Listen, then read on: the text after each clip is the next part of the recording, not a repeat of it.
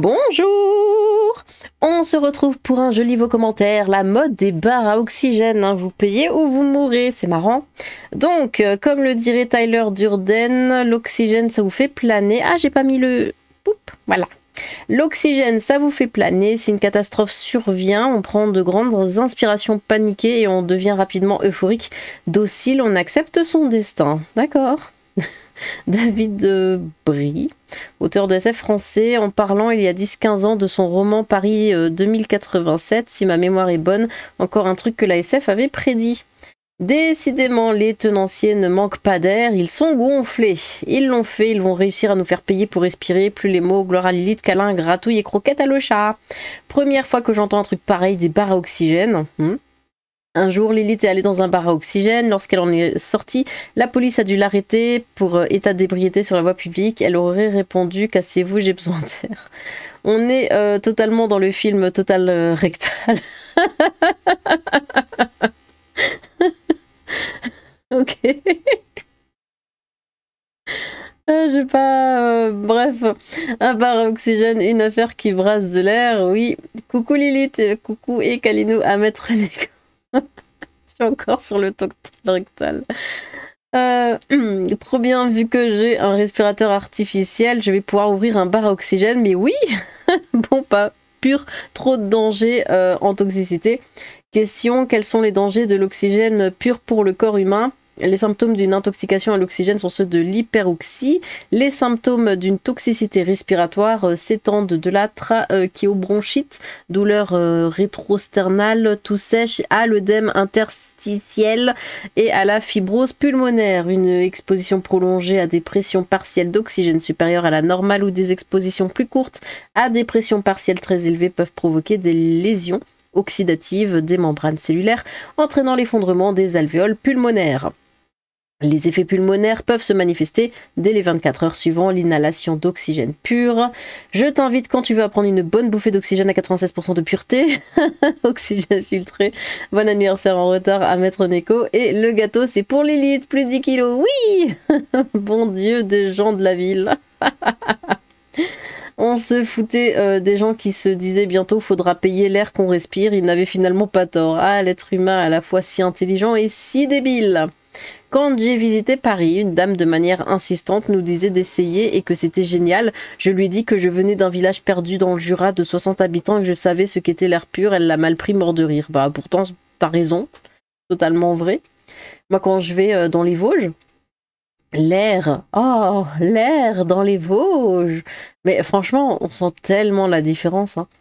Quand je passe par exemple une semaine dans les Vosges et qu'après je reviens en ville, à Strasbourg, aux alentours, d'un coup, alors que je m'en rendais pas compte, mais d'un coup je me dis mais ça pue.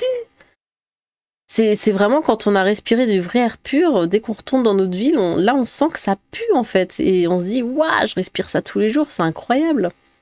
Inconnu au bataillon cette connerie, Sandrine Rousseau va ouvrir un bar à paix, ça s'appellera le P au casque.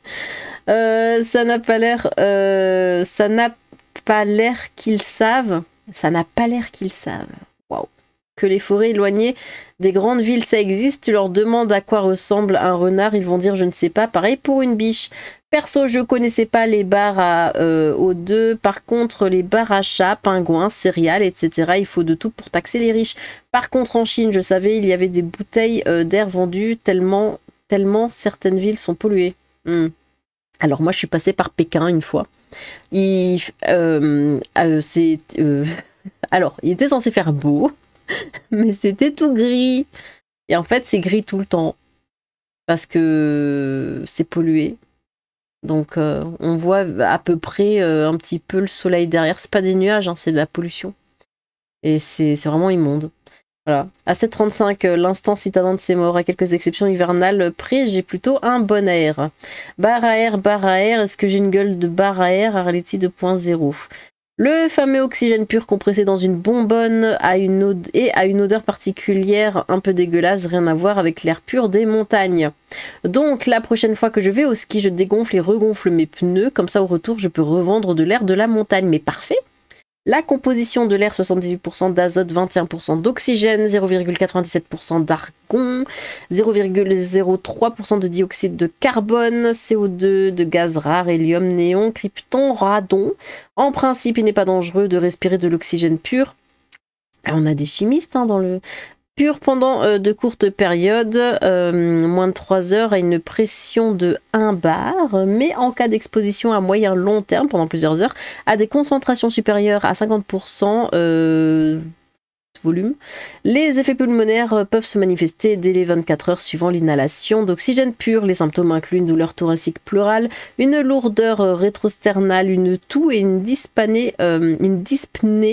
secondaire à une trachéobronchite et une atélectasie d'absorption pouvant entraîner un œdème pulmonaire. Vous êtes tous allés sur Wikipédia ou comment ça se passe? En gros, on découvre que les gens vivants et en bonne santé sont plus actifs. Bien, ça va dans le bon sens. L'ennui, c'est qu'il s'agit d'un demi-tour. Ça m'a rappelé le début du film Le Lorax. Un business taillé sur mesure pour les woke qui adorent renifler leur propre paix, histoire de leur permettre de varier un peu. Sébastien Delogus s'est écrit: t'es con, encore des... Encore des barrières. Quoi? Arsenault lui a répondu: et t'es con ou ben des barres à air? Et oui, alors, malgré l'orthographe, t'avais compris, des barres à air pour séquestrer les petits oiseaux, frérot. Arsenault eut l'espace d'une seconde un éclair de lucidité, se demandant si finalement il n'était pas dans le parti des... Non. Tout ça pour ça. Les gens qui achètent ça ne doivent probablement plus se sentir pétés. Ça me rappelle les méchants dans La folle histoire de l'espace, comme dans Spaceball de Mel Brooks, où l'on prend de l'air en canette de la marque Perrier. C'était une blague à l'époque, une triste réalité aujourd'hui. Gloire à la reine des enfers et gloire à le chat. À 1,14, oui, dans des villes surpolluées d'Asie. Je sais plus ce qui se passait là, et c'est bien un truc de citadin qui sort jamais de sa ville. Moi, j'ai juste besoin d'ouvrir la fenêtre pour avoir de l'air pur et sain. Cette histoire m'a rappelé un truc que j'avais vu il y a longtemps dans un film ou série, je ne me souviens plus trop, de l'air en canette, et pour... Ah bah apparemment c'est le truc d'en haut, et pour rigoler j'ai fait une recherche et bah ça existe, cette civilisation part en cacahuète. Bientôt les respects... Ouais mais attends, on vend aussi du sable, hein. Je veux dire, à partir de là, si tu vends du sable, tu sais, ouais c'est du sable qui vient de là, enfin, tu peux pas... c'est... Enfin... Comment tu peux savoir que ça vient réellement, tu sais, genre du Sahara par exemple, on te vend du sable, ouais ça vient du Sahara et tout. Et des gens achètent du sable, ils vont rien en foutre de ce sable. Mais là c'est pareil, c'est ouais de l'air qui vient de je sais pas où, mais comment tu le prouves?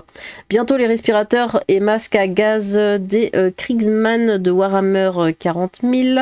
Jamais entendu parler de bar à air, chambre à air, oui.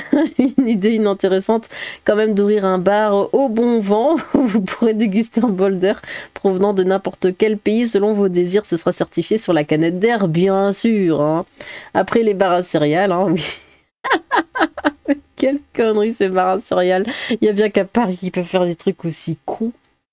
Oui, j'en ai entendu parler de ces bars à oxygène, mais sans m'arrêter sur le sujet, je sais que certains pays en proposent pour les riches. Bref, plus c'est mignon, plus ça attire, et il y aura toujours des pigeons pour acheter. Mais oui, Lilith, c'est ça, c'est ridicule. Pour l'influence, faut se montrer avec ce genre de gadgets, ou essayer de manger des trucs qu'ils payent 100 fois plus cher, mais c'est montrer que tu as du pèse. Pour la pâte à tartiner, je la fais moi-même avec du bon chocolat noir, de la crème fluide ou crème de coco ou celle de ton choix. Je rajoute parfois de noix de coco râpée ou poudre de noisette. J'en ai fait à l'orange, framboise et même café. Plus light que celle du commerce, je ne rajoute pas de sucre ni corps gras, pas besoin. La crème c'est gras. Gros câlin d'amour au chat et bisous à Lilith. Ah, tu fais pas mixer des cacahuètes comme ça? Ou des noisettes? Non, c'est des noisettes. Tu mixes des noisettes comme ça super longtemps jusqu'à ce que ton mixeur il explose en fait parce qu'il faut un mixeur super balèze pour faire ça, et ensuite ça te fait de la pâte en fait, et après tu rajoutes un peu de cacao et un peu d'huile, si t'en mets pas ça peut être un peu sec, et puis voilà, et puis c'est bon normalement. De l'air safe qu'ils devront bien déclarer à l'URSSAF. Vous savez, ça ne rigole pas. Nous pouvons difficilement vivre 100 ans en respirant de l'oxygène. Moi, perso, je suis prêt à acheter direct une bouteille de monoxyde de carbone de Lilith. On doit planer très haut avec un petit arôme de fraise, je parie. Oh non, moi je dirais que je sens plus le chocolat. En Champagne, les bagnoles sont dégueulasses, hein, mais comme la terre est plane... plane Les nuages passent très vite, donc oui, c'est pollué mais bien aéré. D'après un grand savant belge, l'air, c'est comme l'eau dans 20-30 ans et on n'aura plus. Plus sérieusement, j'avais déjà vu ce genre d'établissement il y a quelques années. Je me suis toujours demandé qui pouvait être assez bête pour payer une blinde, en plus j'en suis sûre, pour ce genre de truc dangereux d'après ChatGPT. Les bars à eau, c'est gênant, surtout en période de ramadan. L'article date un peu, oui, il ne doit pas en rester beaucoup de ces bars, surtout depuis quelques années, où tout est fait afin d'améliorer l'atmosphère urbaine. J'habite très près d'une ville de 65 000 habitants par rapport à la campagne. Après y avoir séjourné, ne fût-ce qu'une journée, je sais quand j'arrive dans la zone, mais je revois depuis 4 ou 5 ans des insectes et des oiseaux que je n'avais plus vus depuis mon enfance, ce qui démontre que l'atmosphère et les polluants qui avaient fait fuir ces animaux ont diminué, voire disparu, et avec les nouvelles réglementations du 4e Neige européen, nous irons tous à pied ou en véhicule électrique en ville, pendant qu'elle et sa clique continueront avec leurs 8 cylindres en V. Faut faire la même avec les pédas mourantes. J'adore l'oxygène, dans 20-30 ans, il n'y en aura plus. Bar à oxygène très populaire en Chine. Faites un effort, c'est quoi ça? Grande ville polluée. Et water bar, perso, je connaissais, mais l'un ou l'autre, jamais vu. Un bar à eau, il y en avait un à Paris, dans le centre, le Colette, si j'ai bon souvenir. Il n'est pas resté ouvert longtemps. Un bar à eau, genre venez boire de l'eau, enfin, c'est de la merde. L'un ou l'autre, c'est des délires futiles pour bobo friquer. Habitant à la montagne, je confirme, c'est le pied total, mais je te rassure, avec les champs, etc., ça pue souvent lanière d'aussi, nuages de pollution qui stagnent au-dessus des grandes villes encaissées dans les vallées. Dans les films de SF, oui, j'avais vu ça, mais bon, ils ne savent plus où dépenser leur fric. Ça ne m'étonne même pas, il existe bien les pet rock cailloux animaux de compagnie. Oui, j'en avais parlé d'ailleurs. Mais ça date, hein. J'ai des problèmes de santé qui nécessitent la thérapie par oxygène. Surprise, ça coûte cher. Et aussi, ça consomme beaucoup en électricité, étant donné que j'utilise un concentrateur qui prend l'oxygène de la pièce pour le donner aux patients. J'ajoute que ça ne m'a jamais fait planer. Dommage. Mais si on n'a pas de problème d'oxygénation de base, respirer trop d'oxygène peut ne pas être bon, comme quand on respire trop vite. Alors avec les produits parfumés, je n'imagine même pas. Les bars à eau, à coquillettes, à cookies et à céréales existent bien à Paris. Pourquoi pas le bar à oxygène? Des bars à cookies, des bars à céréales, des bars à coquillettes. Non mais sérieusement. Ça date des années 80, les bars à oxygène, et ça fermait. Eh ben, ils ne s'oxygènent pas pour faire payer cher un concept qui pompe l'air aux gens. On n'en est pas encore là quand même. En fait, on se dirige droit vers la période du Moyen-Âge technologique de Warhammer 40 000. Attendez, mais c'est pas le scénario du film Le Lorax. Spoiler, prochain article, manger c'est bien et boire c'est pas trop mal.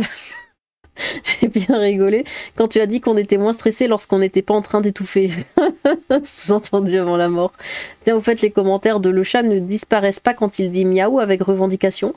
On ne sait pas ce qu'il déclare en réalité. Si tu me réponds que lui, au moins, il est mignon. Quoi? Bar à air, d'accord, mais il n'était pas mort en 2017. Quoi? Jamais entendu parler. Moi, j'ai quitté Stras pour la vallée et je suis très bien. Ah non, les Parisiens restent dans le smog, la campagne pleine ou montagne, c'est pas pour eux. Je connais bien quelques tutos et autres de LFI qui pompent bien l'air de tout le monde. Hein. Conneries, ils sont tellement rire les bobos. Quoi? Vous connaissez la chanson Il faut que tu respires de Mickey 3D? Ouais, ça date ça. Il faut que tu respires. Enfin, ça faisait un truc comme ça. Cool, encore un truc de bobo citadin que je verrai jamais car j'habite dans un village au pied de la chaîne des puits en Auvergne. Loufoque, complètement barré, vous voulez dire. Ça me fait penser aux sportifs qui vont en altitude pour suroxygéner le sang façon bobo apocalyptico très con. Vive l'Alsace et son vin et bière. Ah bah tiens, en parlant de bière à Strasbourg, vous pouvez vous baigner dans de la bière. Oui, le chat, t'as bien entendu. Vous allez dans des baignoires et puis vous êtes immergé dans de la bière. Et apparemment, c'est bien. Mais j'imagine que ça pue la mort parce que je déteste l'odeur de la bière, mais bon. Essayez. On respirait pas l'air déphlogistiqué pour s'amuser autrefois. Bar à oxygène, bar à eau, c'est tiré d'un livre de SF. C'est quoi encore ça? Et enfin, presse citron, rien que le nom donne la couleur. Autant je comprends le ton de Lilith de prendre ça à la légère, autant je trouve ce genre d'article assez pénible, tant c'est médiocre niveau combini au moins. À aucun moment il n'est donné de contexte, aucun exemple concret d'implantation de ce genre de boutique et de bénéfices attendus qui ne soient trop fumeux. Il parle d'oxygène alors qu'en réalité il s'agit probablement d'air, car je suppose qu'il ne s'agit pas de dioxygène pur, hein, ce qui est par ailleurs assez dangereux dans un local confiné car hyper inflammable et pas forcément bon pour la santé. Donc s'il s'agit d'air, parle-t-on du même air que l'air atmosphérique avec la même proportion oxygène-azote? Dans ce cas on est d'accord, c'est n'importe quoi. Ou alors avec un supplément d'oxygène. Je passe le passage sur la raréfaction de l'oxygène sain en mode apocalyptique, mais disons qu'il me pompe l'air. Pour finir la conclusion, à quand le prochain EDF de l'oxygène? Bah je sais pas, Air Liquide peut-être, non, c'est déjà la première entreprise mondiale du secteur sans même avoir besoin de tarés de bobos qui passent leur temps à brasser de l'air telle une mise en abîme de leur propre inutilité sociale. Ça s'est fait avec en pied de page un lien avec l'application Tous Anti-Covid parce que faut pas oublier, à sa 8e dose, tout va bien dans la matrice. Ouais ben ça venait du cœur, hein. Bon, eh bien, je suis ravie que cet article vous ait plu, apparemment. N'hésitez pas à recommander vos propres commentaires. J'ai hâte de vous relire. Sur ce, oui, et tu me coupes pas la parole. Merci. Sur ce, tchou!